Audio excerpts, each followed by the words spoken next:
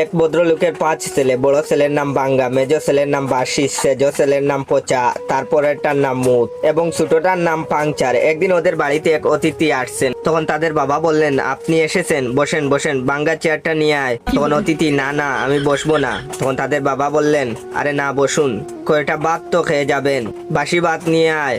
তখন অতিথি বললেন, না না জাস্ট খেয়ে এসেছি, খাবো না। তখন তাদের বাবা বললেন, কিছুই খাবেন না, তা হয় না, পচা দই নিয়ে আয়।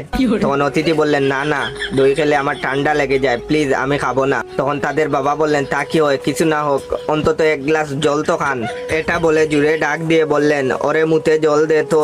তখন অতিথি বললেন, আপনি থামুন মশাই। তখন তাদের বাবা বলল, ইস আপনি কিছুই খেলেন না, ভালো লাগছে না আমার। তখন অতিথি বললেন, আমি চললাম, পরে আসবো। তাদের বাবা বললেন, আপনি হেঁটে এসেছেন, আপনাকে কিন্তু আমি হেঁটে যেতে দেব না। এটা বলে বললেন, পাংচার সাইকেলটা নিয়ে আয় তো বাবা। এটা শুনে অতিথি তো বেহুশ।